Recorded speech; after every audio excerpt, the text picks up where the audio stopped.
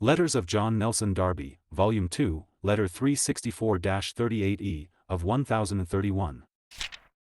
P. 61, A Wells, Beloved Brother, I have some little hope of getting to Guelph this year, I cannot tell.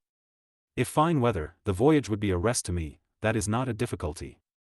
But I am greatly shut up in work. I am at work at the correction of the whole Old Testament in German, from the Hebrew, not a correction from Luther, which is too bad. A German and a Dutch brother hold the Dutch and German translations of it, and I the Hebrew, with all other accessible helps to boot. We have, in another day, the prophets done, but still, though nearly all far easier, a great deal more to do, and then I have the English New Testament to complete a new edition of, in which I have examined for myself all the readings far more accurately. In the translation, save a few passages made clearer, there is no change. The work goes on in England pretty widely, and with blessing. I cannot doubt that the Lord is preparing a people for his coming. All things are rapidly progressing and breaking up, but we have only to be perfectly peaceful and quiet, and earnestly seek from God that we and all the saints who seek his face, may be faithful and devoted. I feel this in the widespreading of the work, that we must take care that the testimony to unworldliness be maintained as to actual separation from all around us, it is in a measure, but in the spirit and temper of brethren. Here the work has spread considerably, but there is some want of learning Christ, though they are going on well.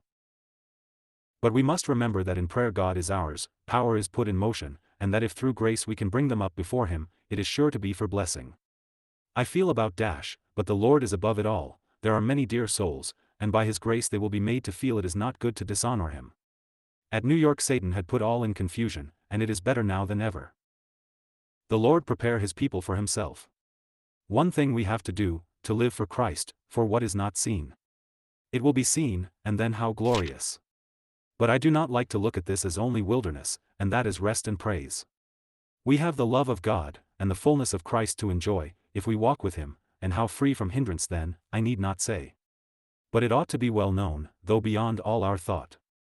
I almost fear sometimes that Scripture gets too clear for me sometimes, as a plan or system of God if the parts are not filled up with the fullness of Christ. But it is wonderfully clear, daily more so, yet so as that we know in part. In that way we are little and narrow. However, all is true, and we shall find the fullness of it as a whole, and much more when with God. The history of the Church is to me darker and darker in its character. I begin to have solemn thoughts as to what it all was, I mean, the power of Satan in it. God had his own loved people at all times, but history says little of them.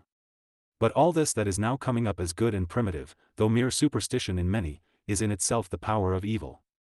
Our part is a quiet path in consistency, but it is no harm to be clear, as to what that is, with which we have to do.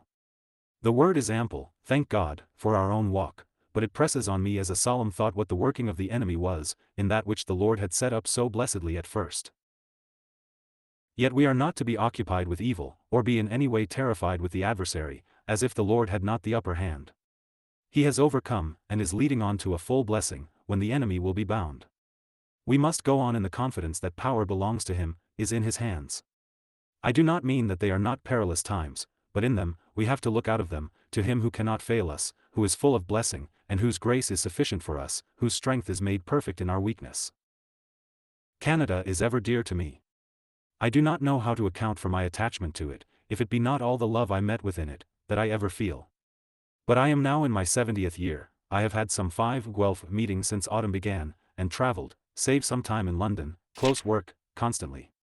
Peace be with you, dear brother.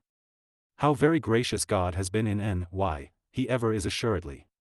I will write, D.V., to dear H., but my letters get on slowly, from 7 or 8 a.m. to 7 p.m., and then have to search out all the hard passages in Hebrew. But every mercy and much faith be with you. January 3, 1870. 52038E.